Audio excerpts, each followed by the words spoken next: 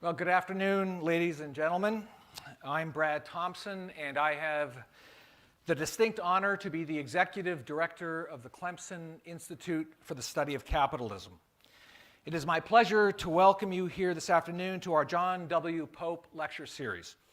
This event is being live streamed, and I would also like to welcome our live stream audience from around the world. Before we begin today's event, I'd like to take this opportunity to thank publicly the sponsors of this event.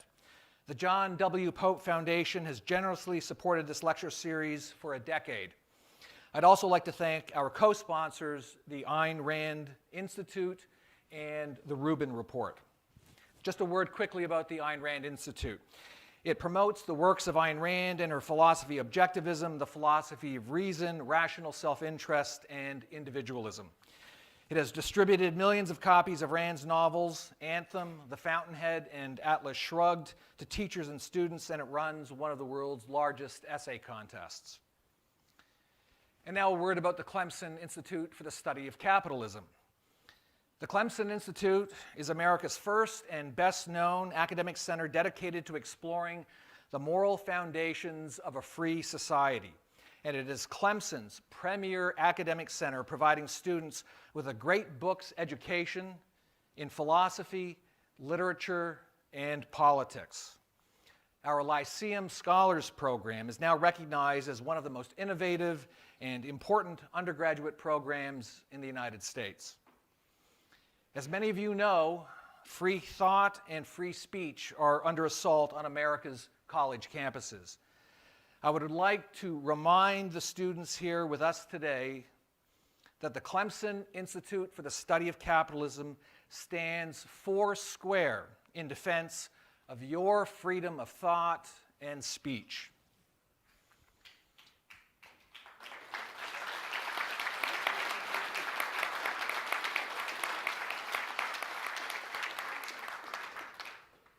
And now to our main event. Let me introduce our panelists. Dave Rubin, sitting in the middle, is a talk show host, comedian, and TV personality. The host of the popular YouTube talk show, The Rubin Report, Dave regularly addresses big ideas such as free speech, political correctness, and religion.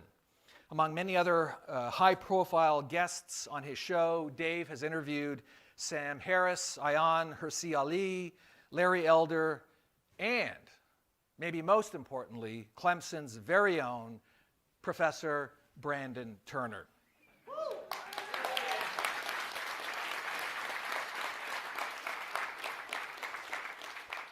Dr. Jordan Peterson, sitting closest to me, has been, in his life, a dishwasher, gas jockey, bartender, short order cook, beekeeper, oil derrick, bit retipper, plywood mill laborer, railway line worker, a clinical psychologist, and a consultant to the UN Secretary General. In more recent years, he took a demotion to be a professor of psychology at Harvard University and now at the University of Toronto. He is the author of the now classic book, Maps of Meaning, The Architecture of Belief. And this January, he will publish 12 Rules for Life, an antidote to chaos. For those of you who follow Dr. Peterson on YouTube, you know that he has become something of an academic rock star in recent years and is considered by many, maybe me most of all, to be one of North America's most influential public intellectuals. And Dr. Ghate, sitting on the far side, is a senior fellow and a philosopher in residence at the Ayn Rand Institute in California. He has taught philosophy for over 10 years at the Institute's Objectivist Academic Center, and he has published several essays on Rand's fiction and philosophy. Dr. Ghate is one of the world's leading scholars of Ayn Rand's philosophy, and he is a contributing author to the Institute's most recent book, Defending Free Speech. Ladies and gentlemen, please join me in giving a rousing, and I mean a rousing, Clemson welcome to our panelists.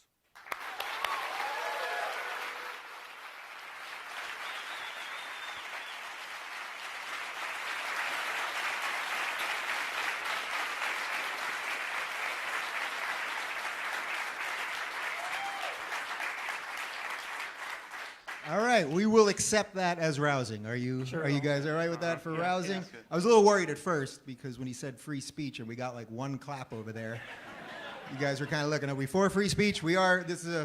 We're for it, right? We're for free speech. Okay. I'm very excited to be here. I was wandering around campus all day long. I don't know if you guys are following me on Twitter. I saw a squirrel outside the library garbage can eating an Oreo, and I walked around for another hour, and then he was eating another Oreo when I came back, and I thought, there's something special happening here at Clemson. So I'm very excited. There's squirrels eating Oreos. We got these guys. They know their stuff. Where's Morgan, by the way, who I was tweeting with earlier? Where's Morgan? Morgan over there. She normally only wears sorority shirts and Nike shorts, but she dressed up in regular people clothes to be here. That's pretty good. Give her a round of applause.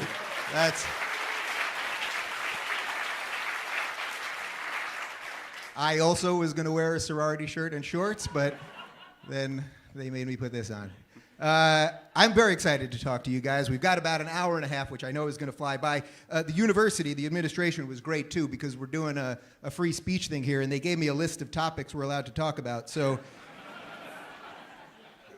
let's see what we can find. Oh, by the way, I saw that outside there were a couple Nazis out there, so thank you for those of you that punched them, because you got to be punching Nazis. Just a joke, people. There were no Nazis outside. I know Twitter is ablaze right now. Oh, God, you heard Rubin. The Nazis showed up. All right.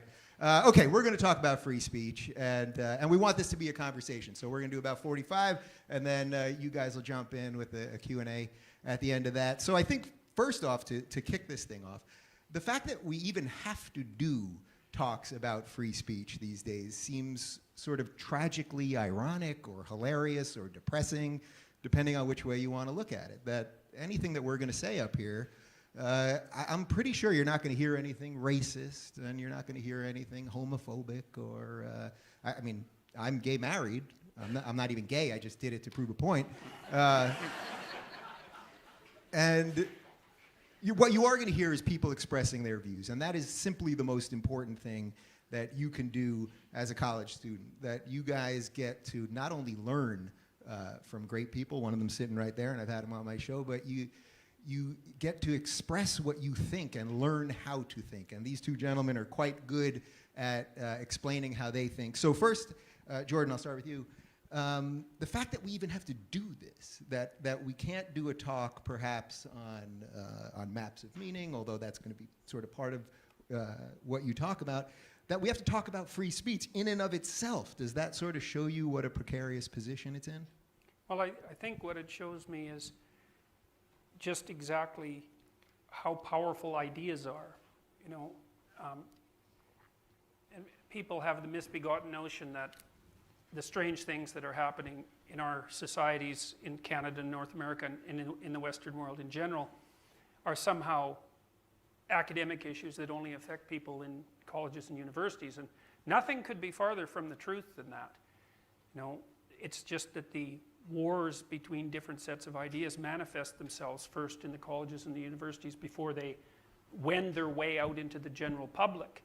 And this is a war of ideas at an extraordinarily deep level. It's not political. It's not philosophical even. I think it's really at the level of religious thought, which is one level below, it's the substructure of philosophical thought in some sense. And it has to do with the place that is deemed appropriate for the individual versus the group in the world, in being itself. And the postmodern claim, postmodern neo-Marxist claim, let's say, because there's an unholy alliance between those two branches of pathological thought, in my estimation. Their conclusion is that the individual is, first of all, nothing but a concatenation of cultural and biological forces with heavy emphasis on the cultural, no real capacity for free will, no separate identity from the group identity, and therefore really of little value or merit or significance. And to me that's anathema. I think I've pronounced that right. I've probably only read it. But because the West is founded on the principle that the individual is sovereign. And that is not a trivial idea.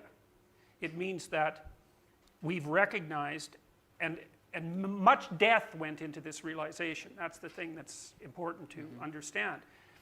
We've realized that states that are not in the final analysis subordinate to the spiritual and intellectual supremacy of the free individual are doomed to dissolution or tyranny. And I think that it's very difficult to make a stronger moral and philosophical claim than that one. Now, it's a frightening claim because it means that each individual is of value, and also that what the individual does matters. And that's actually quite a terrifying proposition, because it means that your moral errors actually have some ontological weight, I would say. They actually affect the structure of reality itself in a profound manner. And to contemplate that deeply, especially in the light of the horrors, say, that individual actions allowed or contributed to in the 20th century, is a very terrifying proposition. So this is no lightweight, this is no realm of lightweight consideration. But make no mistake about it, we're in one vicious war about the structure of reality, and I hope that the classic virtues and values are able to organize themselves and articulate themselves so that young people can understand what they are, and so that this thing can turn out properly. So. Yeah, well, I think talking about this in the frame of a war is sort of an interesting way, because it seems to me, we chatted with about 30 students earlier today, and what everything seemed to be coming back to was about learning how to think so that you don't have to silence your opponents. And it seems that this is the place, right? This is the place where you guys are right now. This is the place where you're supposed to learn how to think, so that if someone says something that is counter to what you believe, that you now can think your way out of it, show them what the truth is. What has happened to that? The ability to know what you think and own your own mind?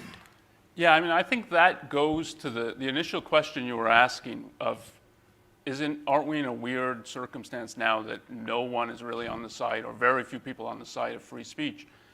But if you go, Jordan brought up, which I think is really important, ideas are powerful. So if you look historically, authorities have tried to control ideas because they're so powerful. Most societies have never had freedom of speech. And even when you look in the West, I mean, the comprehensive philosopher, Plato, has a system in which you don't have freedom of speech. And it's because he doesn't think most people can reason. They're not autonomous in that kind of way. So he has philosopher kings who were at the top. They can think, they can reason. So they have full freedom. But the people underneath don't. And it was a radical idea that came as a result of the Enlightenment, I think, of that, no, the individual, each individual has within them the power to control their own mind, to direct their own thinking, and to reach knowledge. So just as it was a radical idea in the way the American founders framed it, of the pursuit of happiness, there's also the issue of the pursuit of truth. And that each individual is capable of doing that. He might default, he might not really be pursuing it, but he's capable of doing that. But the only way that he can do that is if he's free. And that means no authorities hemming him in and telling him, you can't look at that, you can't hear this person, you can't investigate this, in the way they tried to hem in Galileo and say, no, you cannot do this, you're under house arrest, no more investigation. You have to be free to do that, but you have to really value free speech. You have to have this view of yourself, that I'm capable of doing this, I'm worthy of doing this, and I demand my freedom. And I'm not going to submit to any authority telling me what to do. And even, like if you put an Albert Einstein, like Plato's idea of a philosopher king, at the top of government, I would not submit to him telling me, well, don't look at Holocaust deniers because it's all irrational. I think it is all irrational. But I need to make up that opinion or belief for myself. If I want to look and read some Holocaust deniers, I have to be free to do that, to look at it and say, oh no, this is all garbage, it's all irrational. I won't look at it. So it comes from the value of free speech comes from a conception of yourself as a pursuer of truth. And I think the postmodernists, who I call the anti-Enlightenment crowd, are driving into people that you're not capable of that. And you won't value free speech if you really think you're not capable of it. Yeah, so really knowing what you think and why you think it is really the key to this whole operation. It's interesting you brought up Holocaust deniers. We did an event a couple months back at University of Arizona, and I looked in the crowd and I saw the diversity that the left loves. I saw a diversity of color and sexuality and all that stuff, and I said, that's not really the diversity that I care about. I care about diversity of thought. I said, well, for example, how many Nazis are here? And actually, someone in the back raised their hand and said that they were a Nazi. And then they started going on about Holocaust. And I said, you know what, hang tight. We'll honor some free speech. When we get to the Q&A, we'll give you the first question. So then we got to the Q&A, and I threw it to her. And she was going on and on about Auschwitz, whatever. I had Michael Shermer was there, who I'm sure many of you guys know from Skeptic Magazine, and he debunks a lot of this stuff. And he clearly explained to her why she was wrong. Now, of course, she doesn't come around. No one's going to come around. But I thought it was a great example of what free speech is, that we let her share her ideas. Everyone in the audience kind of looked at her like, this is nutty. And we honored free speech. An interesting little caveat to this, as I mentioned to you guys earlier, she was trans, which is kind of, how often do you meet a trans Holocaust denier? That was pretty good. You know, that was something. Hitler loved those trans people, didn't he? I wanted to pick up on something that Onkar said. You know, there's this idea that the reason that we need the right to free speech is because, let's say, of the nobility of the human spirit. And there's an element about that that's true, but there's a more important and more practical reason that has more to do with the stupidity and the ignorance of the human spirit. And so I'm going to kind of come at this from two places. I mean, Carl Jung, the psychoanalyst, said that the fool was the precursor to the savior from a mythological perspective. And you can see an echo of that in the idea that comedians tell the truth, right? And that the jester in the king's court is the only one, because he's beneath contempt, he's the only one that can actually say what's true. And so that's the sort of thing that Jung meant. But it's also the case that the reason the fool is the precursor to the savior is because when you first start to think, you have to express yourself badly and as if you're ignorant, because you don't know how to talk or think, and you are ignorant. And so what that means is that if you're not allowed to think badly, and then you can't think at all. You can never learn to think at all. And so that's part of why the restrictions on free speech are so indefensible, because everyone starts out foolish and ignorant. And so, and the part of the Enlightenment idea, and I would say even more deeply rooted ideas before that had been developing for centuries, is that people are at least capable of moving towards enlightenment. Even though they're not there and they never will be there, it's possible to stumble forward towards enlightenment. And you can't also do that just by thinking by yourself, because you're just not smart enough to think by yourself. And so free speech isn't merely the right to criticize those in power, and it's often viewed that way. And it's not also only the right to say what you think, it is actually the right to think.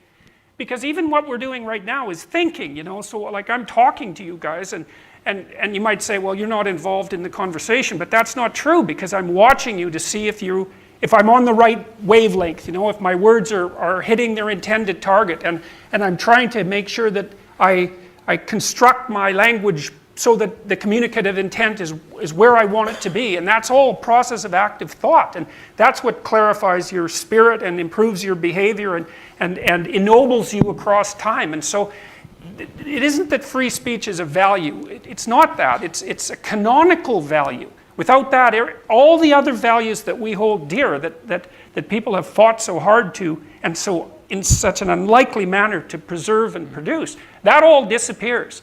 And you end up with a populace that is not only afraid to say what they think, but that doesn't even know what they think, because they haven't been allowed to stumble around in the dark like human beings have to do in order to find some tiny fragment of light.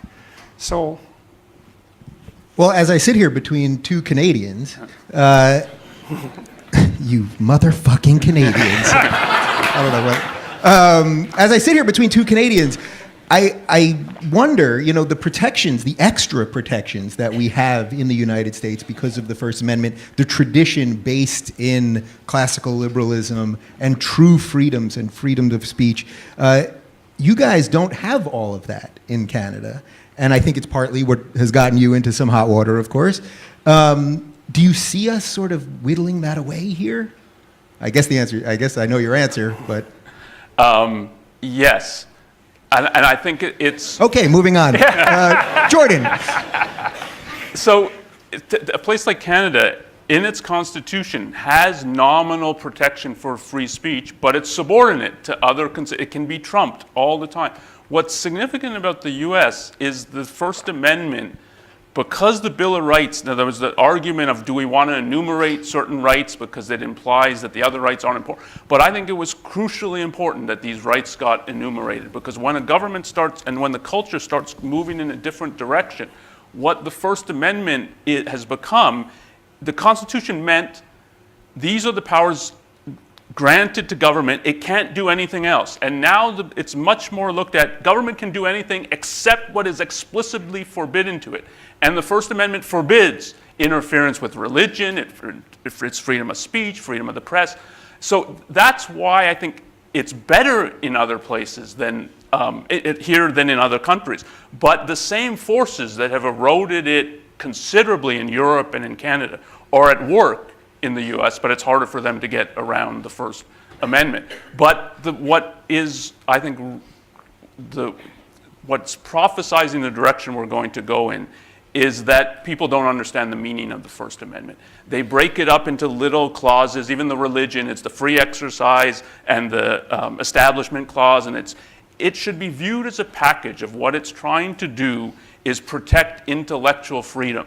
And it's specifying crucial aspects of that about religion, about freedom of speech, about freedom of the press, of assembly, right to petition government. And this is what the founders, and I think particularly Jefferson and Madison, were trying to do, is protect intellectual freedom. And that's what you have to understand. That's what you have to value. And that, if you really understand it, it has all kinds of repercussions. To put one controversial one in, I think if you really understand intellectual freedom, public universities are a violation of it. In the same way establishing religion that's really problematic and against intellectual freedom. Establishment in other areas, like in the university setting, creates all kinds of problems. Part of the battle in the US is just on this, because I think it's irresolvable. But we can get into that kind of issue if we want. But yeah, so there's unique things about the US, but I think it's moving in a direction that everybody else has moved in. How much of the problem here is that we've allowed everything to become political? We talked about this a little bit this afternoon, that everything now, so politics obviously, and it's just on everyone's feed all day long talking about Trump and whatever else is going on, but now it's seeping into sports with the anthem, and it's seeping into Hollywood with everything going on with Harvey Weinstein, that everything has now become political, and I think that is actually causing people. On one hand, I view it as good because it's making people think and reevaluate. But on the other hand, this endless onslaught of politics, I don't think is. Well, it's is a good. symptom. I mean, and I don't think it's precisely a political symptom. It's a symptom of deep discontent at very fundamental levels of the cognitive and perceptual structure that unites us. You know, you could say, if you were a Jungian, you'd say there are active forces at work in the collective unconscious once again. And the collective unconscious, I guess, in one way of looking at it is that it's the set of assumptions that we share that we don't know how to articulate. You know, and we certainly have any number of those because we're far more complex than we can fully understand. So we know all sorts of things that we don't know we know. I mean, one of the things that people tell me quite regularly is that they like watching what I'm doing because I help them find the words to describe things that they already know. You know, and that's actually a hallmark of archetypal thinking. It's that we already do think this way. We think in a human way, in a particularly human way. And we need to be able to articulate that. But this battle that's going on between, let's say, the supremacy of group and individual identity, that reaches its tendrils up into everything. And it's a symptom of the depth of the problem in some sense.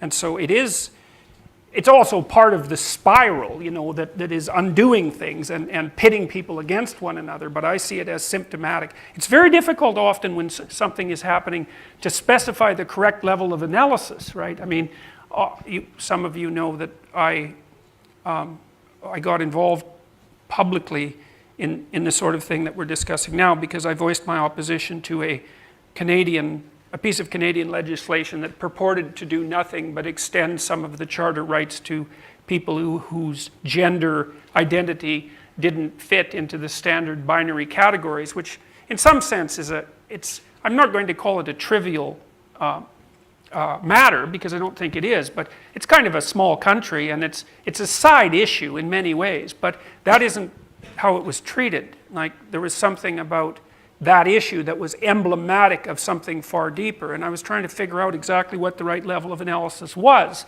And I think that part of the reason that people have been paying attention to what I've been saying is because I got the level of analysis right, and they knew that there was more going on underneath the surface than met the eye. And everyone has that feeling, I would say, at the moment. And it is this, are we going to allow ourselves to be defined by our group membership? And if we are, then, well, what are we going to do with the people who aren't in our groups, just for starters? And if we're defined by our group membership, like which group? Because most of us can be thrown into an innumerable set of groups. And what does that mean for your dignity as an individual or your value to the state or to other individuals? Like these are major problems and major issues. And I can't help but see behind the postmodernist mask an absolute hatred of especially successful individuality, and that it's fundamentally motivated by something like a hellish resentment. It's something like that, and that's the right language too, and it's insanely dangerous. And we better be careful because the insane danger may manifest itself, and we're going to be very unhappy if it does. It has in many other places and many other times. And so it would be good if we had enough sense to remember what we're about and pick up the proper pieces again and put everything back together. That would be very good. Yeah, and what's interesting, it's not just dangerous in the outward ways that we know it's all dangerous when, you know, they're burning down universities, when Ben Shapiro, who's he's a conservative thinker. That's really it. This isn't even the level of Milo.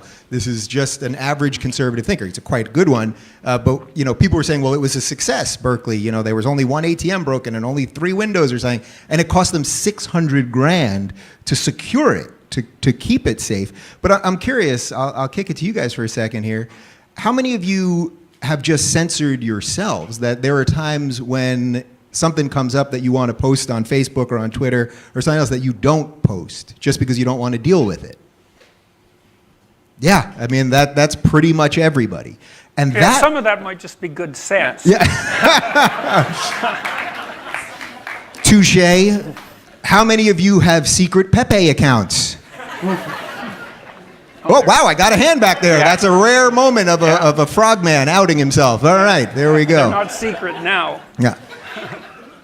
You must find it funny that the Pepe thing is taken off. People think you sound like Kermit the Frog, and Pepe has become huge. It's a real frog thing right now. Yeah, I know. That's one of these things that I just can't figure out at all. Like, I made a video last year where I wore a frog hat, not partly because people had been comparing me to Kermit, which I suppose, as far as satirical insults go, is about as good as they get. So, and I do actually sound a lot like him, which is actually rather appalling. So, you know, I wore this frog hat that this Indian carver I knew, Native American carver I knew, and I know very well, had given me. And he told me that the frog was for them was an indicator of environmental degradation, and of course the frog is precisely that because it lives in the water and on land, and it has very sensitive skin, and so if the frogs disappear in the wetlands, then that's not a good sign. And so I wore this hat and talked about my role as spokesfrog, and yeah, and I think I started it out with that Kermit song about not being easy being green, something like that, and then I realized as soon as I posted it, I realized that this frog that my friend had carved for me had red lips. And somebody tweeted that was the same frog as Pepe, and I thought, oh my God, I've just done myself in completely. But the string of coincidences that surrounded that were so intense that I still have no idea what to make of it. You know, it's so many bizarre things have happened, well, around me, but to me in the last year that I'm still like recovering from it, and probably will be for about a decade. Ironically, that Frog Day was the same day that Alex Jones said that the government's making frogs gay. So there's something weird going on. The self-censorship thing, I want you to hit on that a little bit. Yeah. Censorship thing, because I think it's a real phenomenon, but you need to distinguish certain things. You can be morally self-censoring yourself, or you're just intellectually afraid to speak out. And the solution for that is just to summon the courage to speak out. We're not in any kind of unique circumstance where it's hard to speak out today for proper truth and proper values, but it was easy before. Go back in American history. The abolitionists, they were vilified for speaking out against slavery. But you have to distinguish, is it social and moral criticism? People won't want to associate with them, you're going to lose friends. I know that's happened to you. That's one level. It's another level if you're going, and the abolitionists, I mean, often we're worried about this, you're going to be beaten up or maybe even killed. That is a wholly different level, and that is a level where the government should be protecting you. So you asked earlier about what's happening to free speech in America. There is no free speech in regard to Islam. I really think that. So when there's self-censorship in regard to Islam, it's because the government won't protect the individuals who are willing to speak. And this happened with Rushdie, it happened with the Danish cartoon crisis. If newspapers don't reprint the cartoons, when it's so clearly news, and if part of what they say, and part of what they said is, look, we're scared of being attacked, of bombed, the government is not going to protect us, they're not going after the instigators of this. That's self-censorship where government has clear responsibility. But there's other kinds of what people describe as self-censorship, where the solution is not the government needs to protect your rights, it's you need to summon the moral and intellectual courage to speak out on these issues, even if people are going to go after you. Well, what would you say to people who would say, well, don't inflame people? Don't draw, it's going to upset them. Well, I would say, first of all, that you don't want to make unnecessary enemies, right? There's nothing wrong with prudence. So you want to choose your words carefully. But, part of wisdom is knowing what to be afraid of.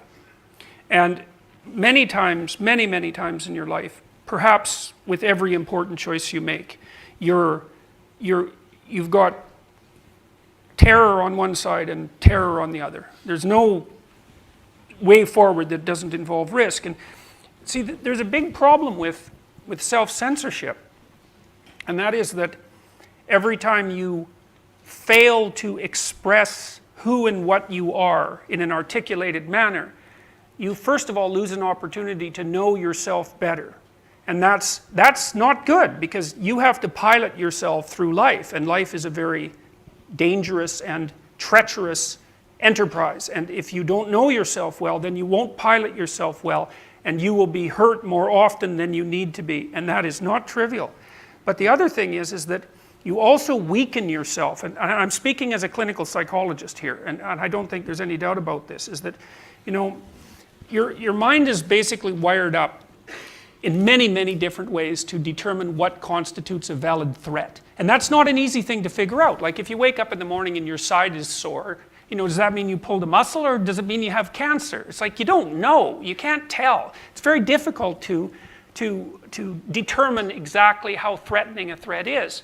And one of the ways that your brain figures that out is to watch you. And it assumes that if you move away from something, if you retreat from something, it assumes that the thing that you're retreating from is bigger than you and that you're smaller than it. And so it makes you just that much more existentially weak and frightened. And so when you have something to say and you don't say it, then not only do you miss an opportunity to articulate yourself properly, which is really fundamentally necessary, but you tell yourself right down to the level of your soul that there's less of you than there could be. And that makes the next retreat even more likely. And so you can easily initiate a positive feedback loop where you retreat and you get a little smaller and your enemy gets a little bigger, and then you retreat again and you get a little smaller and your enemy gets a little bigger, and then you're at a point where even under each time you retreat,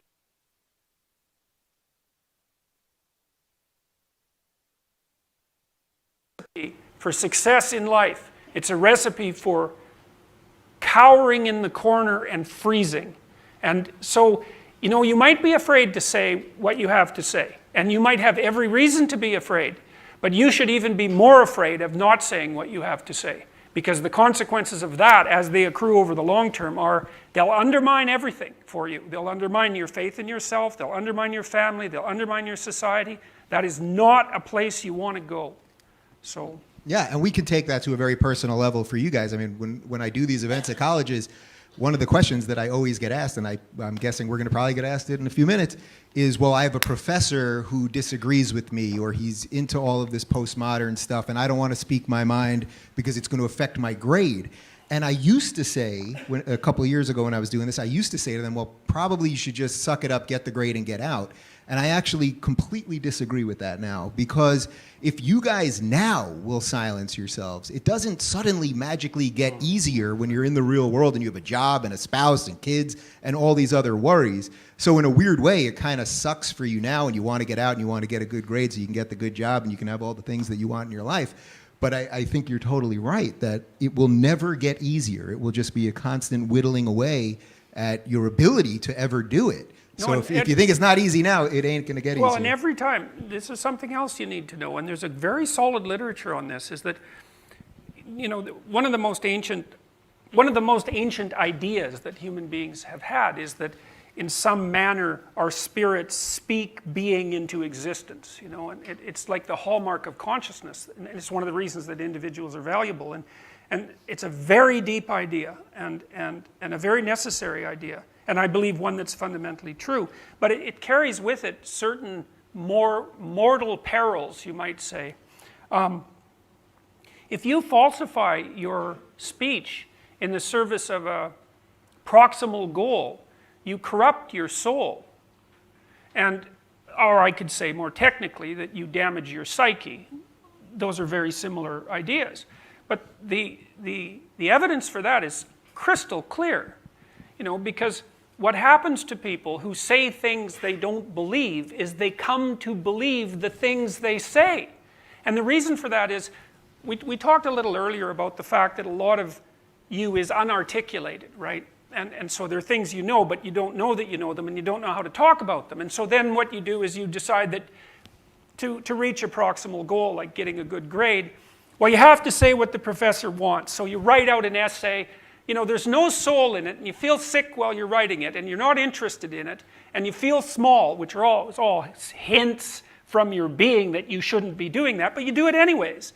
And then at the end, you've got two choices. Like, you're either a liar and a coward, or you believe what you wrote. And there's plenty of psychological evidence for this, and what people do is decide that they believe what they wrote, because it's less painful than noting that you're a liar and a coward. And not only that, you've articulated a counter-argument. And so your original conviction remains unarticulated, and the counter-argument is articulated. So you've built yourself your own enemy, and you will pay for that. You pay for that with a diminishment of your character. And your character is what sustains you through life. You don't have, in any fundamental sense, you don't have anything else, because that's the thing that enables you to master the continual onslaught of chaos and uncertainty that you will be faced with for your entire life. You do not pollute your character. You pay for it. And so does everyone else. And if it goes far enough, then everyone else pays horribly for it. And it's the lesson of the 20th century. So don't do that. And if you do that at university, it's like a mortal sin. It runs absolutely contrary to the spirit of the institution. It is precisely the opposite it's the absolute polar opposite to why you're here. Do not do it. And it's also a kind of second-rate cynicism, because even though there is a fair bit of rot in the academic institutions, most of the time, if you write an articulate essay that the professor doesn't agree with, you will not be punished with a failing grade. It's very rare that that actually happens. Now, there is the odd professor who's so damn corrupt that that's going to be the case, but I've talked to lots of students and counseled them to write down what they think, and their grade generally surprises them quite spectacularly because they're invested in the damn essay, and so they do the work, right? And they put a little passion into it, and they're not bored by it or made sick by what they're producing. And then they end up with a grade that's far better than they think. So, you know, often it's a, well, I'm going to take the easy route out, but I'm going to justify it by relating it to my career progress. It's like, really, guys, that's pretty pathetic. You know, seriously, it's pathetic. And I don't mean to be morally judgmental. I mean that it's pathetic in that what it will do is make you weak and craven. And probably you don't want that. You know, like, why would you want that when you could be strong and forthright instead? Like, that's a way better choice. So don't say things that you don't believe, and especially don't write things that you don't agree with. It's a bad idea. It's a terrible idea. So don't do that, ever, ever. It goes back to the issue that you were bringing up, which I definitely agree with, that speech and thought go together. And the totalitarians knew this. This is why in Soviet Russia, they would parade everybody into meetings where you had to espouse the dogma. Most people didn't believe it, but the totalitarians knew that it does something internally to the person to make them speak things they don't agree with over and over and over. It's very, very corrupting. And to do that to yourself when you're not being forced to do it is crazy. So everything that you're talking about really is about the individual. I mean, we've sort of hovered around this, that this really comes down to the individual, the capacity of you to control your own mind, understand your own thoughts, how do you think, versus the collective. I know you're big on this concept. What's the best advice you could give to college students about how to avoid collectivism? Because it's thriving on college campuses, which is why we're in this position in the first place. I mean, I think one of the things that there's a lot to say here. One of the things is to recognize how often you're being pushed in a collectivist direction. And it's not always obvious, but I think part of what makes collectivism is a determinism. So the reason you're a member of a collective, of a group, and that's integral to your identity is because it's all the same forces shaping every member of the group. But that means there's no individuals in it. You're all shaped by factors outside of you, antecedent to you, whether it's viewed as your race, your gender, your culture. I mean, multiculturalism was one of the main doctrines the postmodernists pushed. And the whole perspective was you're a product of your ethnicity. And ethnicity was a blend of your race, of your culture, which is ideas and traditions and so on. All that, this is what someone's a product of. This is how you have to look at yourself, how you should look at other people. And what is never there, never mentioned, because they're all determinists, is, yeah, but what about the choices I make, the control I have over my own mind and my own life? What about the whole issue of it's a self-made character? Aristotle called it, you have a nature and then you have a second nature. And the second nature is the nature you create as a result of your choices. What about that? And you're never taught that because most people today, for various reasons, are determinists. And it's to recognize I'm in that environment, and if I reject that, then I have to pay attention to things about myself that nobody is telling me to pay attention to. And that's the root of individuality. If there is an individual, it's the choices and thinking you engage in, you initiate, you pursue, you sustain, and you're capable of doing that, even if everybody's telling you, no, you're just a product of all outside forces. And what's particularly interesting about this, of course, is that if you were to judge everyone by their skin color or by their sexuality or by their religion or whatever else, that actually is prejudice. I mean, these are often the people who are claiming that everyone is a bigot and a homophobe and a racist and now a white supremacist and the rest of that. But if you look at someone and you think, well, because you're a woman, you have to think this way, or because you're black, you have to think this way, or you're white, so you have to think this way, that is prejudging. That is actually what the essence of prejudice is. Well, even to define diversity in the way that it's being defined it's not only technically incorrect, I do believe that it's racist and misogynist, or sexist, not misogynist. And the reason for that is that, like, there are different, you can break people up into groups in various ways. And so one of the consequences of breaking them up in some ways is that you break them up in ways so that there's a difference between group A and group B. There's an actual difference. Maybe it's a difference in wealth, or who knows, like, because it depends on how you break them up. But the scientific evidence on this is clear as well. Even if you take the relatively large differences that exist between some groups, so here's an example. There's actually quite a large difference between men and women in terms of what their intrinsic interests are. This is something James Damore tried to point out and was pilloried for it. But the evidence is very strong that on average, women are more interested in people, and on average, men are more interested in things. And that's a fairly large difference as far as those sorts of differences go. But there's still more overlap between men and women than there are differences. And so the idea that you get diversity by selecting a cross-group identity is technically wrong, because there's more diversity within any group than there is between any two groups. It's wrong. It's wrong. But it's worse than that. It's morally wrong, because you're making the assumption that, the old racist assumption, that the group defines the content of the spirit. It's like, there isn't a more racist claim than that.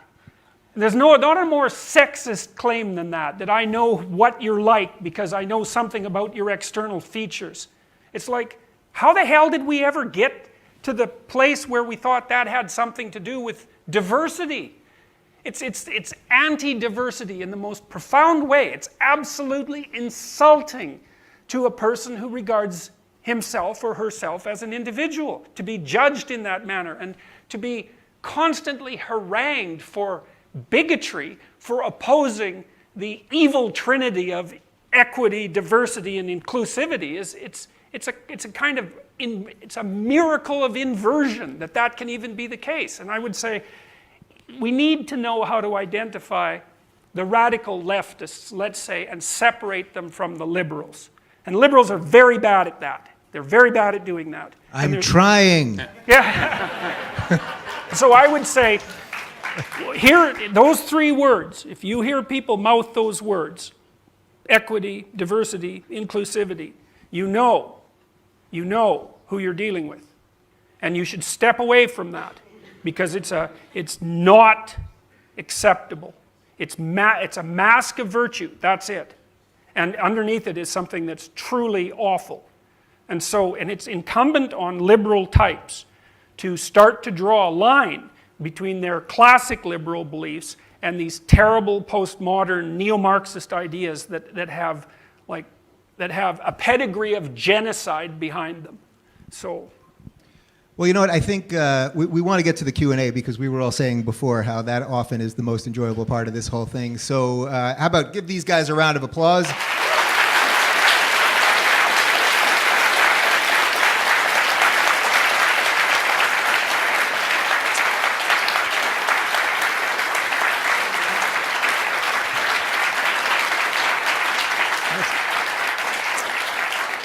So we've got two mics right here, right up in the front. So if you guys want to just come on down, and you can even say mean things to us, and we will not have you escorted out. I will not. And all we ask is that you kind of keep it a little bit brief, because obviously we want to get to as many of you guys as possible. Hello, my name is Hi. Helen. Dr. Peterson, I just have to say thank you for everything that you've done. I've been following your work for about a year. And I showed it to my father, and feel in many ways as though you have helped me sort of save my dad from the belly of the whale.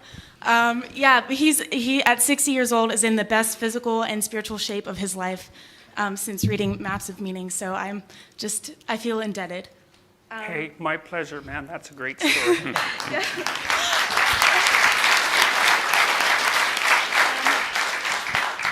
And this question can be for both of you. Is there something about the archetypes that drive the collective psyche of the West that is universally non-transferable? How do you mean universally non-transferable?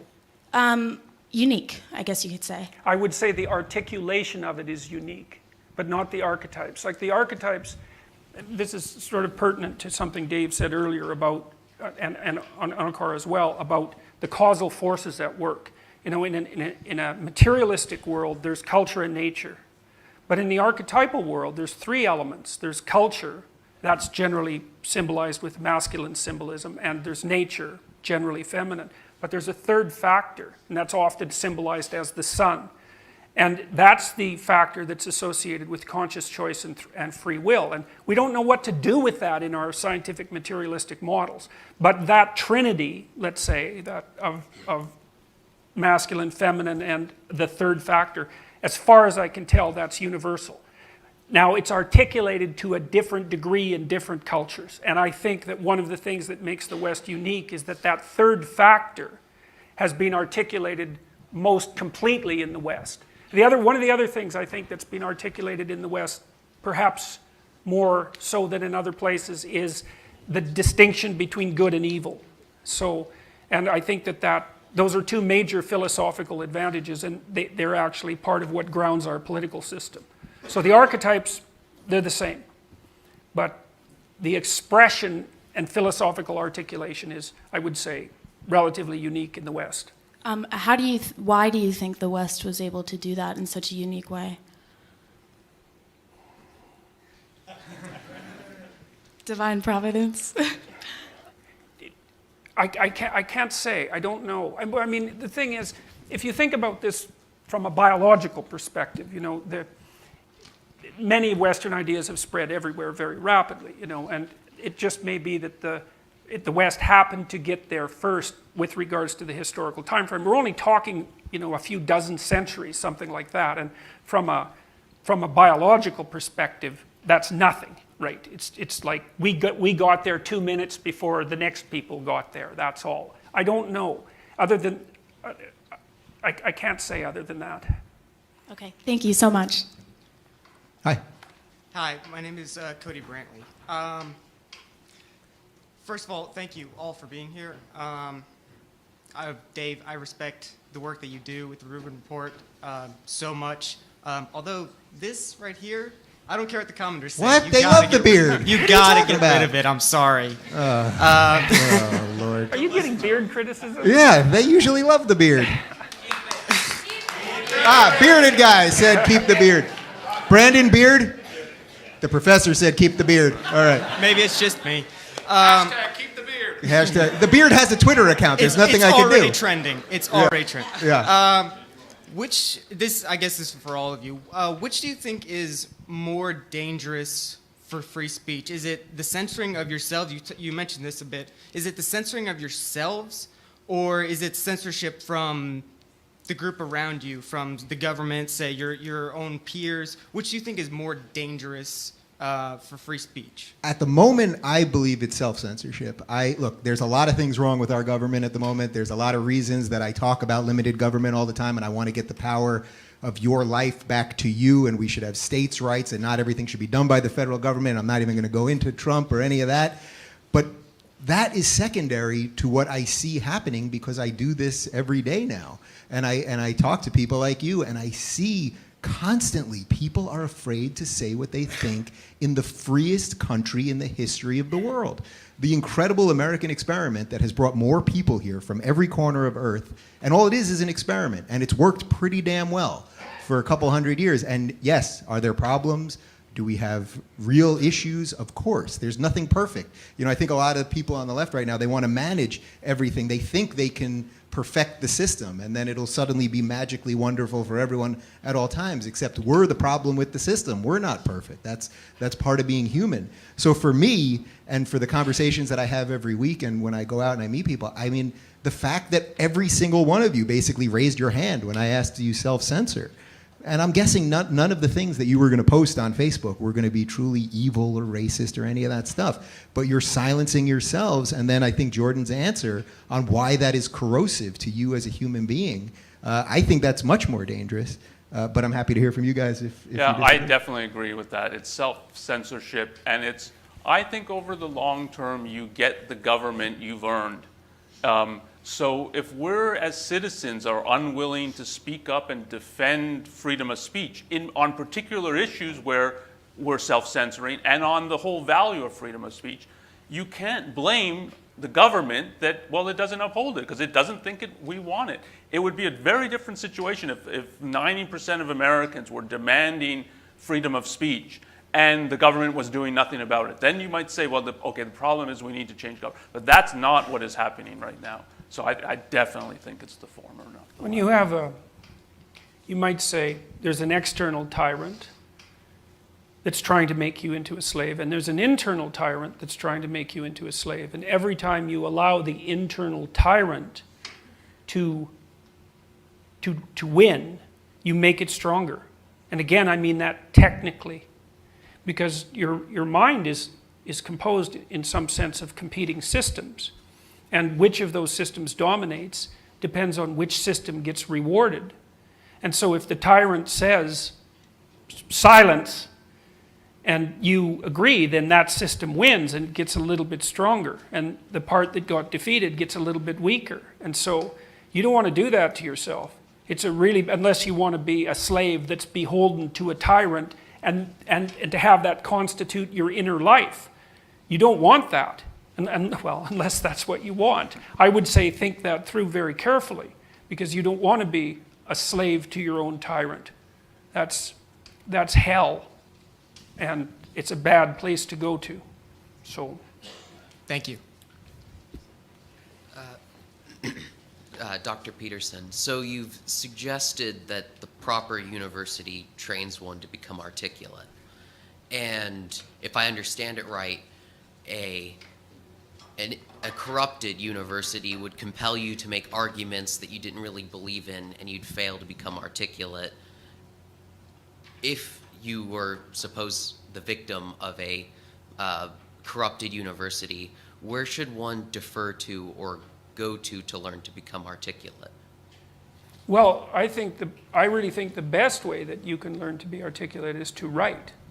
And when I talk to students, I actually have a little guide to writing on my webpage, and one of the things it says, writing an essay is actually a spiritual journey, and I mean that most seriously.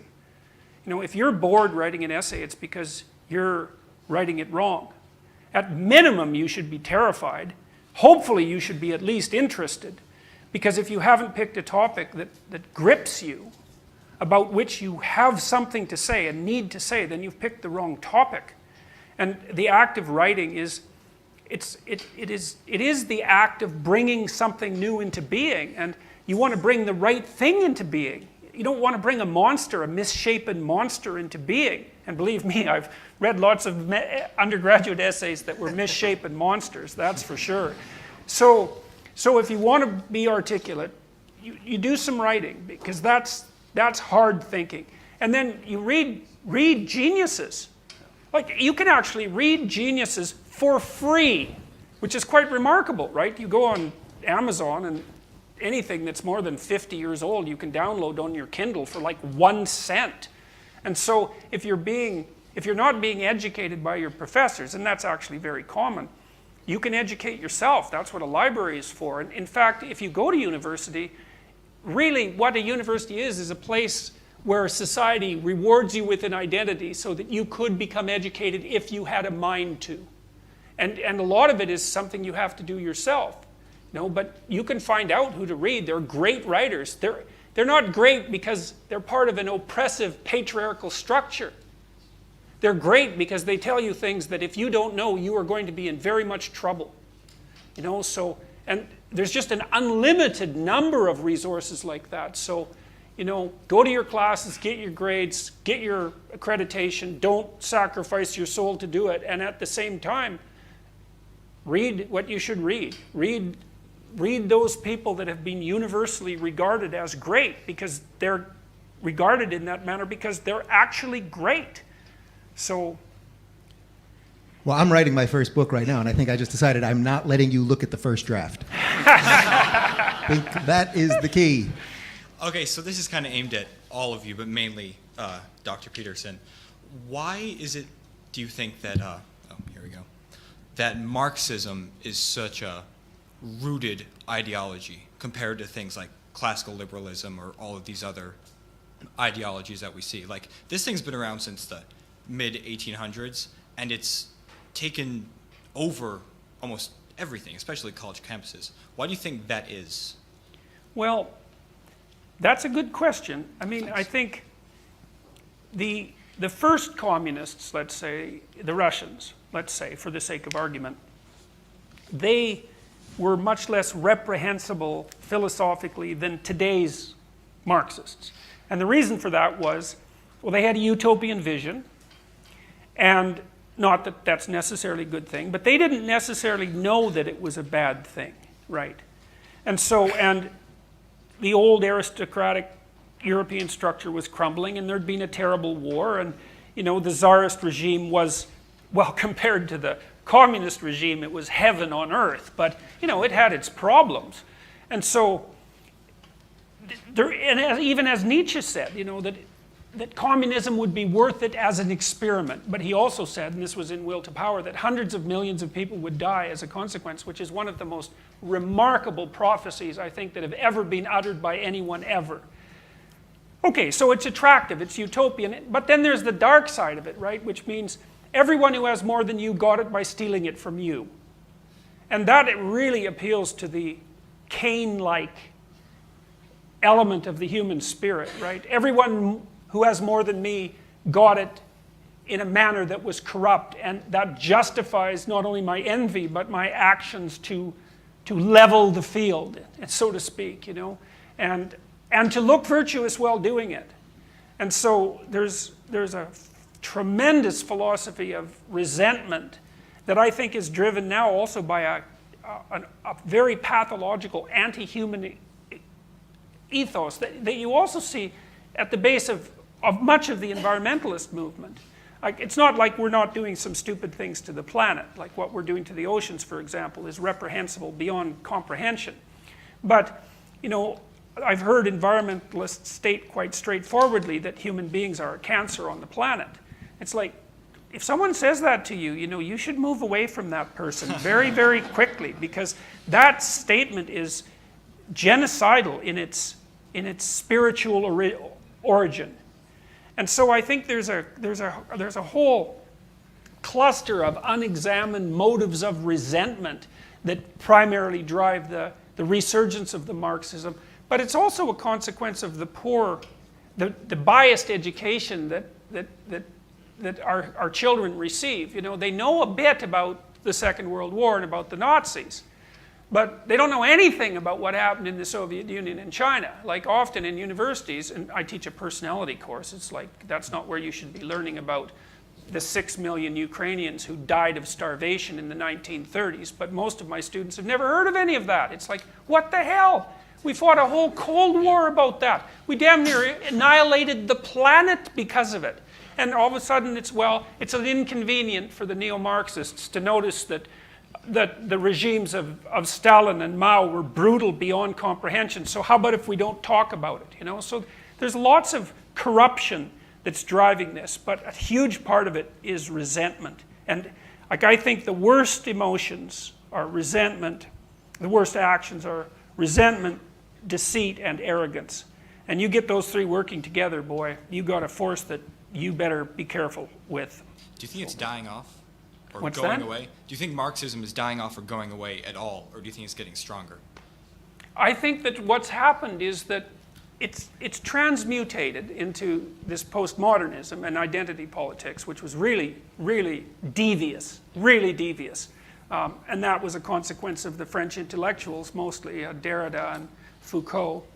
But it's not going away. What's happened instead is that it's taken a new strategic tack, and it's one that no one really envisioned. What it's doing is taking over the administration of mid-level bureaucracies everywhere. So it's not so much a threat at the highest level of political organization, but that isn't necessarily where much of the power over individuals resides. It resides in these smaller political structures, sub-political structures, like school boards, for example, or in Canada right now, our law society in Ontario has made it mandatory for lawyers to produce a statement of principles that they provide a template for. They tell you what your damn statement of principles should be. And they're basically equity, diversity, and inclusivity statements. And if you don't write out your statement of principles, declaiming your agreement with these principles and simultaneously essentially admitting that you're a racist, then you don't get your license. So we're fighting a big war about that right now in Ontario. We might even win. It looks like we might win. You never know. But and it's also partly because ordinary people are too complacent about the mid-level bureaucrats who rule over them. You know, we're willing to allow those relatively small positions of power to be taken over by groups that are very good at doing that sort of thing. And we need to wake up to that because it's seriously not good. And it's very difficult to fight back against. So, yeah. Thank you. All right, we got a ton, so let's just keep rolling here. All right, I'll keep the beard. I can see it. Thank you. Yeah. 20 years ago, if you grew up in a small southern town and you're interested in a not popular idea such as Marxism or Buddhism or whatever, what you could do is go to your local library, read the 2 books by Karl Marx there, and then talk to your uncle a mechanic or your high school civics teacher about those ideas. And you either think, I've got something here, let me go to university and work on it, or maybe I was wrong about this and get back to the standard path most people take. And now we have the rise of the information age, which on the one hand, you can get every great work of literature that's 50 years or older for 1 cent. But on the other hand, you have all these echo chambers, dark holes on Reddit and 4chan, where if you don't espouse everything that one particular group says, then you're immediately banned and have no voice.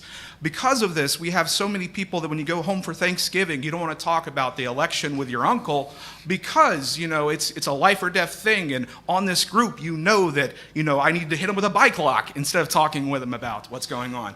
I think we need to come back to the point where we talk to our uncle and our high school civics teacher about these things and pull ourselves a little bit away.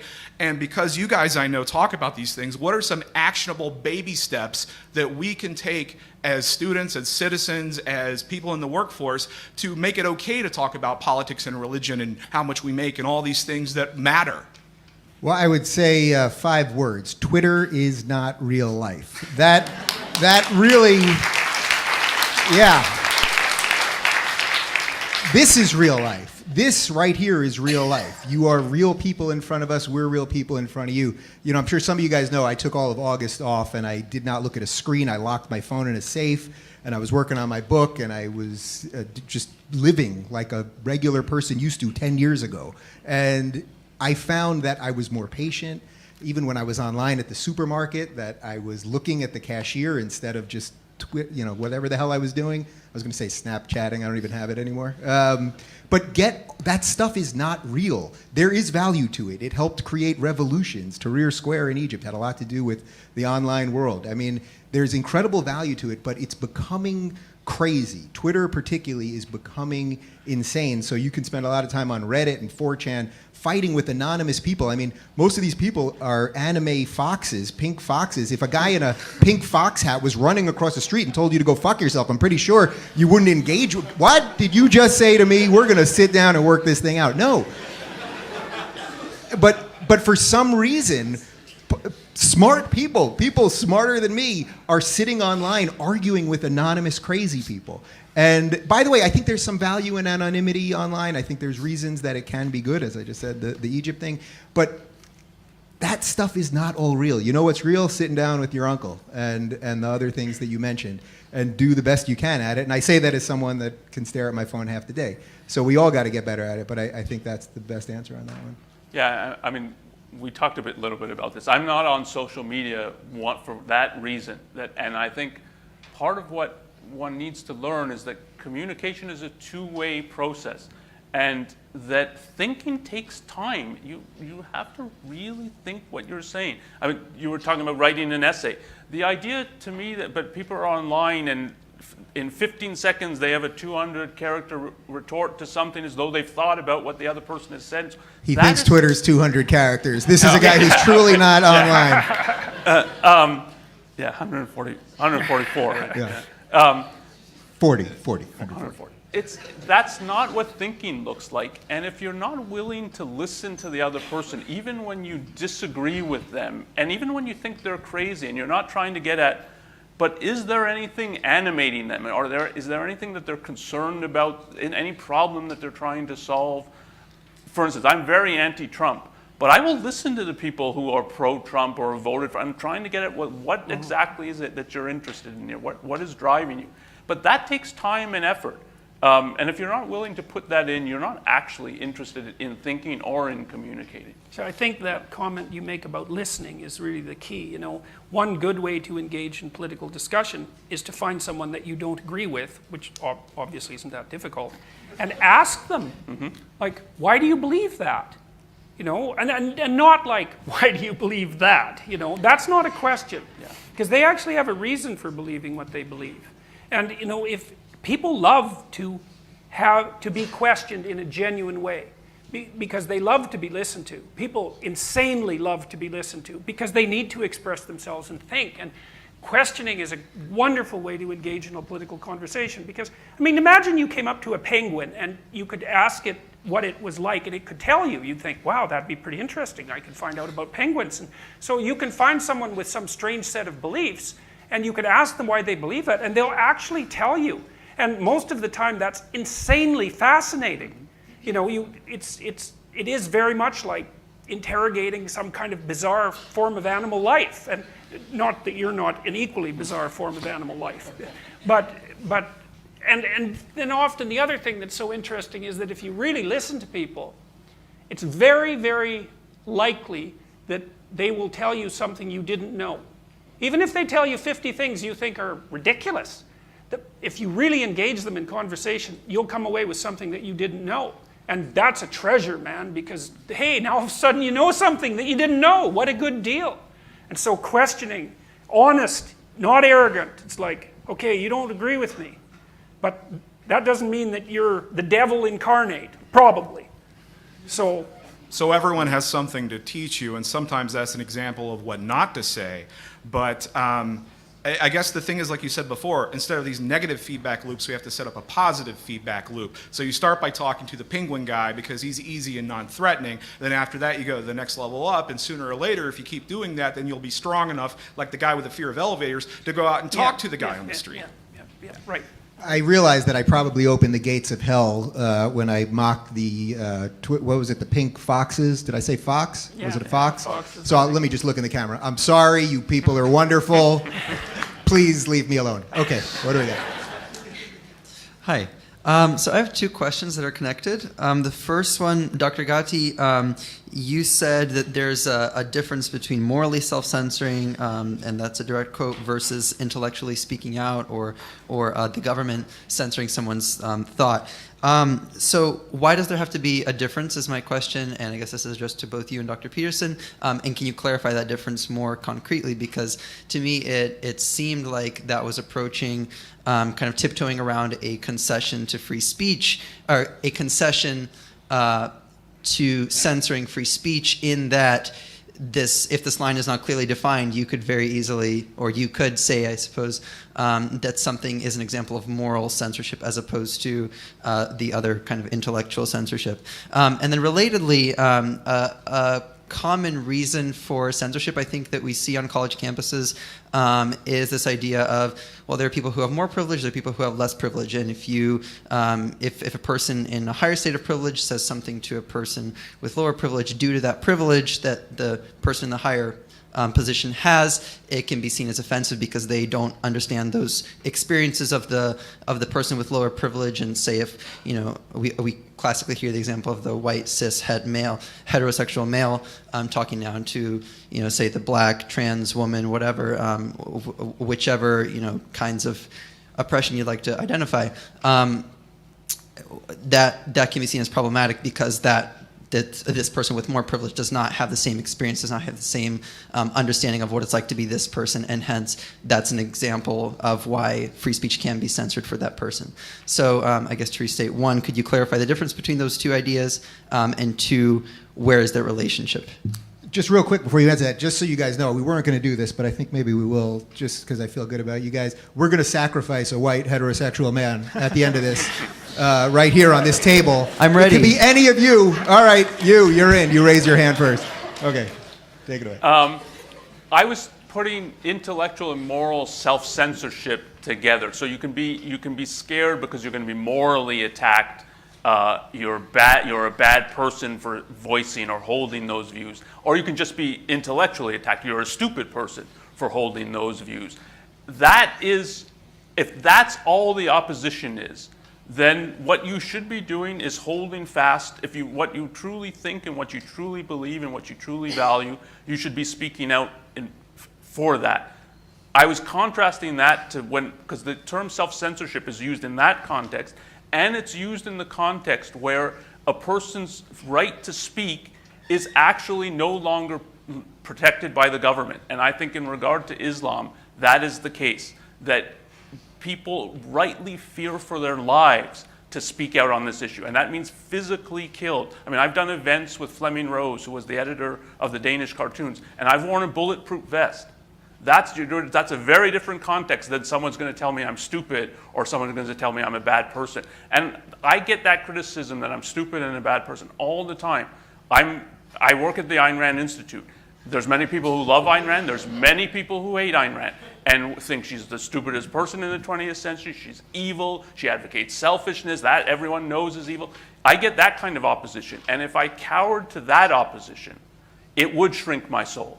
If I cower and I'm afraid to speak about Islam and we decide we're not going to do an event because someone might blow us up, that's a very different form. And that one is the government's responsibility to say, no, we will protect you. We will do whatever we can to protect Rushdie, protect the Danish cartoonist, to protect the Garland event in Texas where they're drawing the Prophet Muhammad. That's the responsibility of the government. So those were the two categories I was distinguishing. The issue of privilege I don't think is a valid concept. It's used to intimidate morally. There is an issue there that a part of what came up in the other question, that you want to really try to communicate with another person. You should be sensitive to the issue that someone can have very different experiences than you, very different circumstances, grown up in a different culture, in a different kind of family, that makes differences for how they think about things, what they've been exposed to or not. And that, in terms of communicating, you should be sensitive to the issue. It's not an issue of power or of privilege. It's just an issue of different context. And that is relevant to communication. And you really should be thinking, and you can unknowingly insult people and so on. But that's not an issue of don't talk to people as a result. It's rather talk in a constructive, genuine way with people. And it's part of what should be interesting about a university. You meet all kinds of people with all kinds of different views, backgrounds that you can learn from. But the whole postmodern view is it's kind of collective subjectivism, that this person grew up in this group, this person grew up in this group, and they can't communicate because they live in different realities. That, I think, is totally wrong. You live in one reality and you can have different experiences in it, and what you're trying to do is learn from each other. All right, there's a ton of you, so we'll try to keep it a little briefer, just in the name of time. Hey guys, Dr. Peterson, huge fan. Dave as well, keep the beard. Thank you. And Dr. Ghate, thank you for coming too. One of the biggest threats against free speech is the heckler's veto. We've seen this with Milo at Berkeley and Ann Coulter as well, and Charles Murray at Middlebury. I wanted to ask, why do you guys think the mainstream media is often reluctant to shine a light or condemn the use of the heckler's veto by groups like Antifa? I mean, it's pretty simple, actually. They don't want to be called racist. They don't want these tactics that have effectively silenced so many of you guys who are not racist in the first place. Mm-hmm. They don't want it to be turned on them. So they've created an intellectual hostage situation. And I would say the simplest answer, if you want to stop these people, you know what you do? I've done events. I did UCLA with Milo, and a bunch of kids created a human wall. So they're not against walls, they just don't like Trump's wall. But you know what? You want to silence him? Don't show up. He will disappear like Voldemort. It will just go. But instead, the more you burn these things down, you silence these people, he and whoever else, and I'm not even making this personally about Milo, but any of these people will be stronger after. Are they more known or less known after? Always more. Mm-hmm. So let them speak, and usually, if they're bad ideas, they'll crumble on their own. Thank you. Hi, my question is on media responsibility. So we talk a lot about that in many of my classes, and we look at how media distorts reality and into complete fabrications at some points. And I'm even like conducting a psychology experiment on what you would call fake news. But with the First Amendment, we have freedom of press and freedom of speech. But with Trump's recent tweets, it's been called into question media regulation. So I was wondering how you feel about that. Where do you draw the line between freedom of press and the press complete outright lies sometimes? Well, for me on this one, I mean, look, you can say whatever you want. It doesn't mean that there aren't repercussions. So if the media is blatantly saying false things, well, we actually do have libel laws. We do have slander laws. I'm for those laws. You know, something like Gawker that was violating Hulk Hogan's right to privacy. Well, guess what happened? They got destroyed. I have no problem with that. You have a right to privacy. You have a right to free speech. You don't have a right to not have repercussions happen when you speak. As for Trump, look, you know, his Twitter is obviously ridiculous, and the thing is, he has the same right to free speech as the rest of us do. Now, if he was trying to pass laws to stop press from doing some of these things, and he actually did tweet something the other day about taking NBC's license away. Now, I'm obviously not for that, but he didn't try to pass a law about it yet. And thankfully, we still do have 3 branches of government. They don't really work the way they're supposed to. But in a lot of ways, Trump hasn't been able to get a lot of the things that he's wanted done because the system actually is working at the moment. So you have free speech, and you know, Trump has it too, and so does NBC. And I'd love to read your paper because I think it's the topic actually related to this whole thing. I think part of what's happened to the press too is a consequence of the postmodernist insistence on identity politics and the relativism of truth, because within that universe, the world is sort of portrayed as a battleground between identity groups, each of which are only motivated by power. And if you buy into that, then you can abandon any commitment to the truth, because there is no truth. And that removes the moral responsibility of journalists to do anything but utter their opinion, you know, their temperamental political opinion. And so it's convenient. I mean, and it's certainly the case, I would say, that in my lifetime I've seen a substantial decline in the quality of print journalism and television news, like quite pronounced. I think that's partly why YouTube has become such a phenomenon among young people. They're actually rather sick of that and would like to get some information. But I think it's part of this underlying war that we talked about earlier. And the press seem to increasingly regard themselves as opinion shapers or something. Content providers and opinion shapers, you know. God, 2 horrible phrases, instead of people who are trying to get a handle on what's going on and communicate it to the rest of the world, which really is what journalists were doing, I would say, before the 1980s. I mean, that is really what they did, at least for a while. So, yeah. Thank you. My question is on a similar note. The value of free speech seems to have fallen out of favor with these postmodernists simply because, for lack of a better term, it's just too confusing for them, that it provides more confusion than solutions. And their proposition is to burn away what has been before simply for the sake of doing something new, because in their estimation of things, it's not working at present. Now, whether they convict that through power games or language games or, I don't know, deleting the right people off Facebook, it seems to be that elimination is what they're trying to do with speech. And in some of your previous lectures on free speech, you've talked about the differentiation between speech proper and then truth speech, speech that actually contains something to move forward with.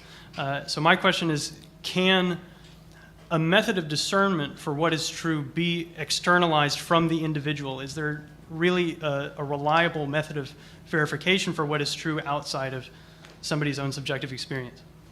well, I think science is one method of reliable verification, and it clearly works. I mean, here we are, the electricity's on and everything. You know, it's self-evidently true in some sense. But I do believe that, and this probably goes along with the arguments we were talking about earlier with regards to that third element of human character. I do believe that you have the power to discern truth. Like, you have to learn to develop it.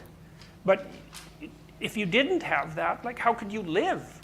You wouldn't be able to distinguish between the kind of enacted falsehood that would kill you and the sort of thing that would facilitate your movement through time and space. Like, you are a rational creature, and it's deeper than that, because you're a creature, I think, who partakes in the process of creation. But you certainly have the capacity to distinguish truth from falsehood. It needs to be developed, and you can be fooled, and you can make mistakes and all of that, but you wouldn't be able to live in a world of regularities if you didn't have that capacity. So, well, if I may add something, I know we're in a rush, but I think it comes to the line of the intoxication of group psychology versus having individual conviction. I mean, how is an individual, especially one that's already swayed by, say, jargon about the proletariat, how are they supposed to have a moment where they can realize the difference between having a truthful conviction versus having a conviction delivered for them and spoken for them? Well, all right. So Solzhenitsyn talked about this a fair bit in the Gulag Archipelago, when he was trying to retool his character, because he realized in himself, that he himself was one of the tyrannical forces that produced the conditions that landed him in the work camps. So he's willing to take personal responsibility for it. And he said that the first thing he did was sort of go over his life memories with a fine-tooth comb and try to identify times where he had done something that he knew to be wrong. Now, sometimes you might do something and you don't know whether it's right or wrong. So let's say you're ignorant and you might be making a mistake, but you don't know. And I think this is a universal human experience. People know sometimes that what they're saying isn't true. And people know sometimes that what they're doing is wrong. And they state the untruth and they do what's wrong anyways. And one thing you can do is stop doing that. And that isn't the same as telling the truth exactly. It's ceasing to utter and enact falsehoods. And you can define the things. That's what's interesting about that.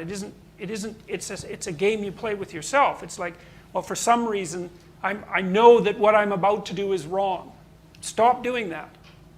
And you clean up your vision, right? That's a matter of taking the beam out of your eye. You clean up your vision. And as you do that progressively, and Solzhenitsyn is an excellent example of this, your capacity to discern truth from falsehood grows. And that means that your capacity to operate effectively in the world grows, because there's no real difference between those things. So I would say the place you start, this is why it's become an internet meme. I tell people to clean up their rooms, to put themselves in order. If you're in disorder and you know that there are things you could do that were even small that would improve that to some degree, do them and then keep doing them. And that works across time. It's also humble, in the sense of proper humility. Start where you are. Fix the things that you can fix. Quit saying things you know that make you weak and that are lies. And if you do that for a reasonable period of time, it will transform you completely. So, and anyone can do that. I believe that anyone can do that. You can start wherever you happen to be. So, thank you. Hi. Thank you all for coming here. So my question is maybe primarily addressed to Dr. Peterson, but really to all of you. So I completely agree with what you said about diversity in the sense that, the way people seem to think of it now, it's at best annoying, and at worst it's actively destructive, right? But the thing is, I don't see it as a kind of neo-Marxist, postmodernist plot, really. What I see around me is people who think that they are really, making the next advance in civil rights, right? For instance, a lot of people seem to think that, certain class of people are just disadvantaged, and we should sort of give them a leg up and help them get to the the level of the other groups and so on, right? And it really seems to come back to the grand narrative for the last few decades, which has been that we've been identifying various forms of oppression in our society and then remedying them, right? And the thing is, that narrative is actually quite right in many ways. Like I think it was a good thing that racial minorities got the same civil rights. I think it's a good thing that we allowed gay marriage and so on. But then how do you explain to people that their pet causes are now mostly harmful rather than helpful? Well, that's a great question. I mean, first of all,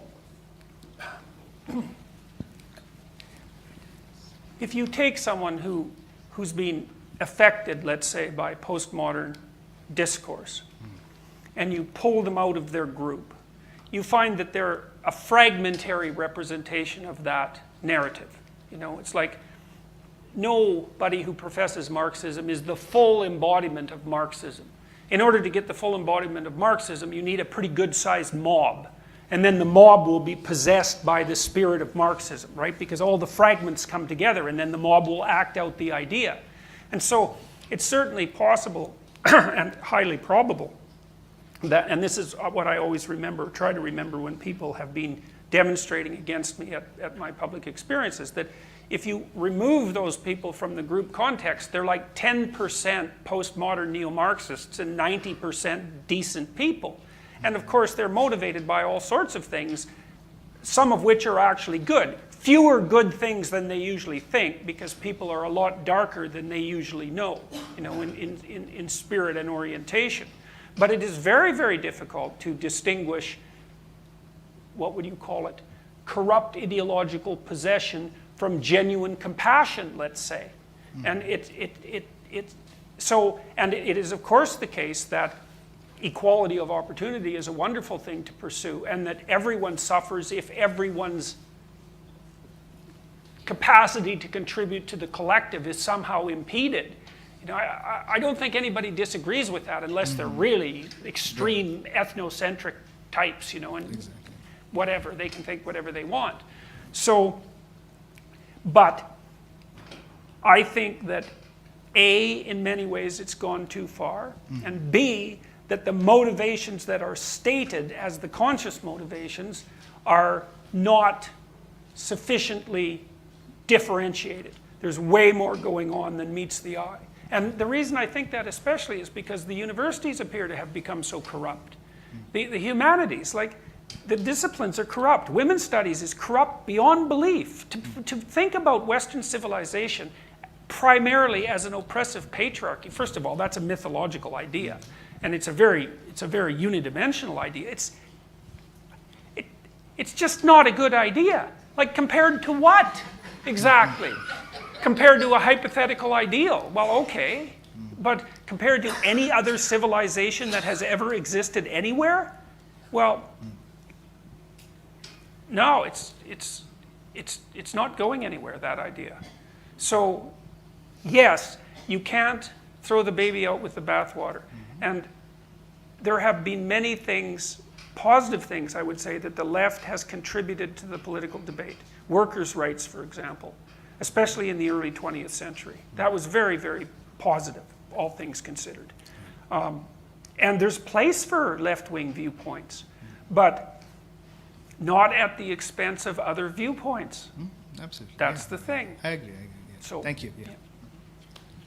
Dr. Peterson, it seems as though young adults in the West are stuck in a sense of prolonged childhood.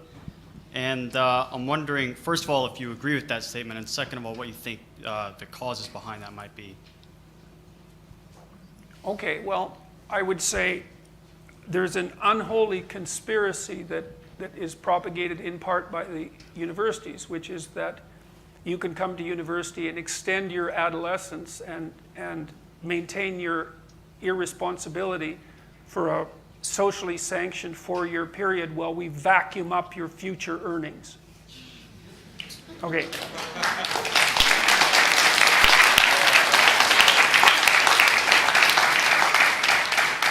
Okay, so that's not good. That's not good. It's a bargain with the devil, fundamentally. And so there's that. And then the next thing is, and I think this is a demographic issue, I mean, to the degree, let's say, that adolescence has become extended. Well, let's assume that that's just correct for the moment, although I think you can have a reasonable debate about that. I think there are other important reasons. One might be that parents are older and older when they have kids. And so that makes a difference. When you're young and careless and you have kids, you're not going to hover over them as if they're the most precious things in the world. And then maybe you only have one kid, so you're 40 and like, it was a hell of a thing to have that kid. And it's the only kid you're going to have. And so you've put all your eggs in one basket, so to speak. And the probability that because you're also older and more conservative, that you're going to be hyper protective under the guise of involvement is very high. And then you don't have siblings. Like, you need siblings to pound you out on a fairly regular basis so that you understand that you're not the center of the world. And siblings are probably better at that than anyone else, right? Because if you're narcissistic among siblings, like, good luck to you. And so, there's been dramatic changes in the familial structure over the last 3 decades, and I would say older parenting and the smaller size of families are massive sociological and psychological transformations, and we really don't know what their long-term consequence is. And then I also think, in some ways, it's certainly more difficult for young people to enter adult careers in a straightforward manner than it was in the 60s, let's say. Because one of the great fears of the 60s radicals was that they were going to have the same great job for their entire life. It's like, looking back, it's such a ridiculous fear. It's like, that's what you were afraid of, right? You were going to have a high-paying corporate job that was stable and secure. It's like, man, the man really had you. Really had you at that point. And with you guys, the future, although rich in indescribable ways, is also weirdly uncertain for people, say, between 18 and 22. It seems like it's harder to catalyze an identity than it was because of the fluidity of the culture. And like, you have great opportunities, remarkable opportunities, but they're not precisely stable in the way that they were for quite a while after World War II. So that's what it looks like to me anyways. So, thank you. Good evening. Hi. Dr. Peterson made the argument that you have to be allowed to be wrong in order to learn how to be right. But I'd like to ask about the flip side of that coin, the permission to be right. Archetypal example of this would be, let's say, Galileo. And my question would be, what is today's Galileo? Something that is true, but in danger of being suppressed. To each of you, if you care to answer. That's a good one. I mean, there's a lot, I think. The whole attack on the West requires a different worldview, but it requires burying, like, under mounds of science. Ayn Rand talked about this in regard to capitalism, but I think it's true in regard to the whole history of the West. It needs to be buried 10 feet underground so that people are not aware of what actually happened, what all the arguments were. I meet, someone brought up that we're Canadians. I don't think it's an accident. Often immigrants have a different perspective on the country than people living there do. And take just, for instance, the First Amendment. There's a whole long intellectual history of what led to the First Amendment that, from my experience, nobody knows. What does the separation of church and state mean? I talk to Americans, nobody can give me any answer of what it actually means, where it came from, why it's in the First Amendment, why Jefferson thought this was one of his 3 great achievements. It was the University of Virginia Declaration of Independence and separating church and state, the Statute of Religious Freedoms in Virginia, which is part of the model for the First Amendment. So there's so much about the ideas that produced the West. That no one learns in school today, and you're actively discouraged from pursuing. So there's such a tremendous amount of knowledge that I think philosophical, moral, and cultural about the West that has been lost. I'll jump off that one and say that just a simple ability to be proud of being an American, I think, is being undermined right now. I was in D.C. last week, and I live in L.A., where I'm pretty sure it's illegal to have an American flag. And, I was in D.C., and there were flags everywhere, and I actually really liked it. It didn't mean that these people had unbridled patriotism and were going to bow down to the government all the time.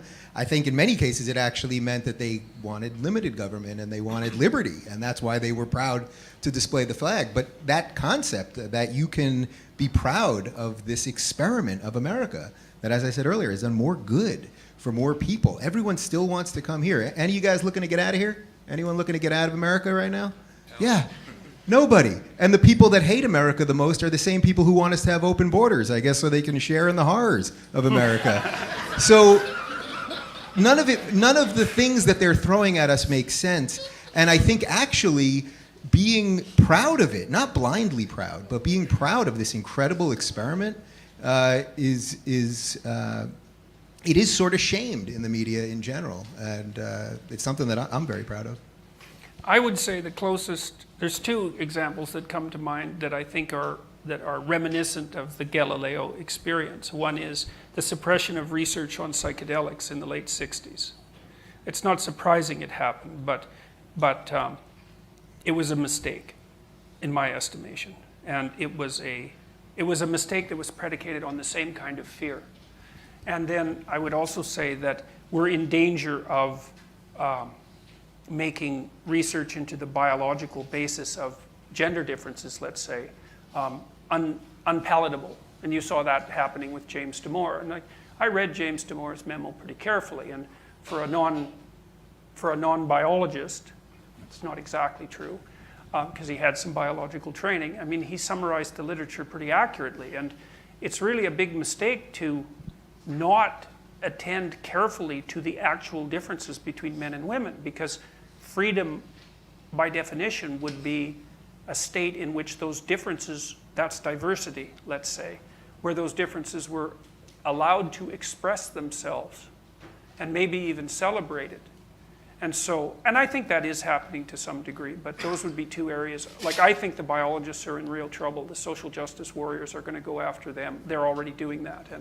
And because the biologists, if you know anything about evolutionary psychology, evolutionary biology, and there's plenty to know, it demonstrates quite clearly that all of the claims of the radical social constructionists are just wrong.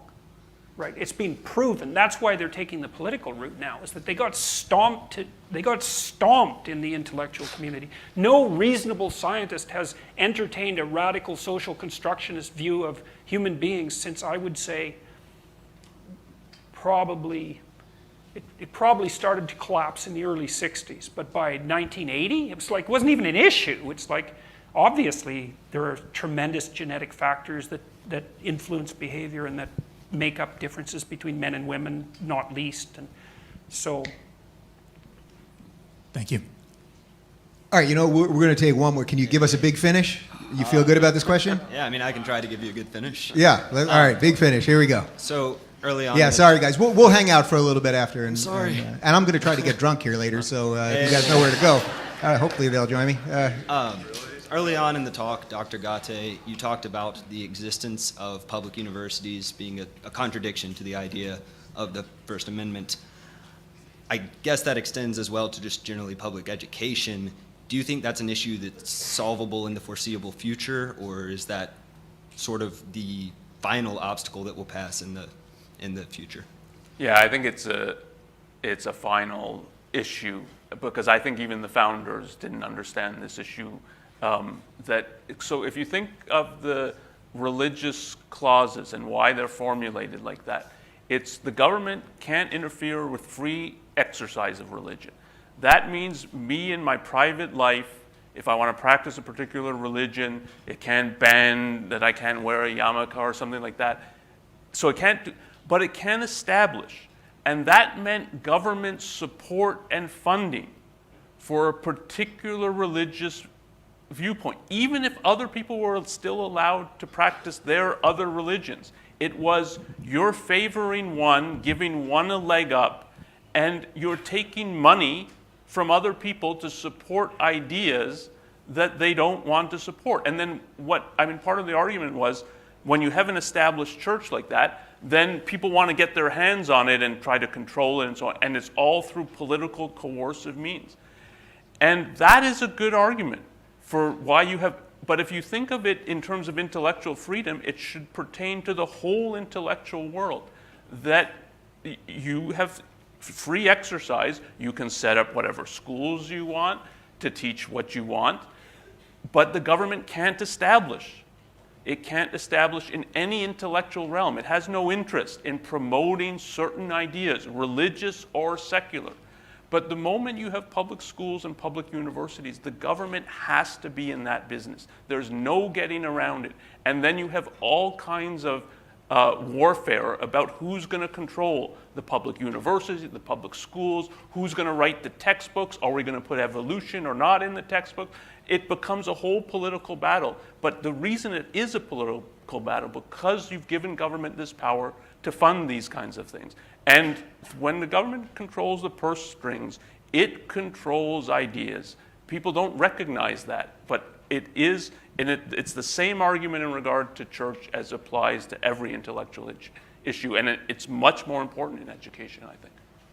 Well, thank you guys for coming out. This has been...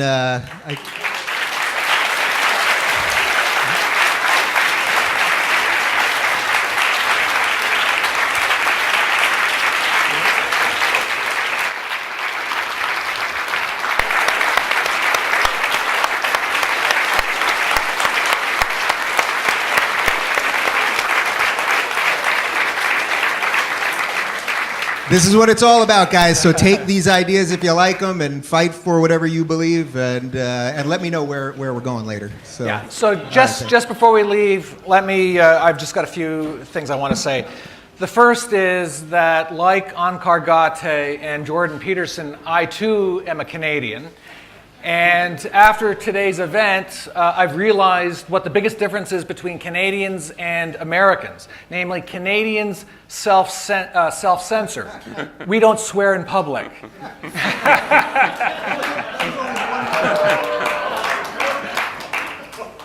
For all the students in this room, if you have enjoyed hearing the ideas that you've heard today, if you are interested in an education that uses a great books approach to studying the history of liberty, capitalism, the American founding, and the principles of moral character, please come and see us at the Clemson Institute for the Study of Capitalism. We're in 329 Serene Hall, and I'd love to meet with any of you students. The next thing I want to say is that for all the students who are here today, I am really happy for you. I really am. And the reason I'm happy for you is because you've just had the experience of witnessing 3 really great minds. And you've had the opportunity to see great minds at work as they think out loud. And that's a very rare opportunity, and I'm delighted that we've been able to provide that for you. And just once again, I'd like you to all join me in giving, yet again, another rousing Clemson thank you to our guests.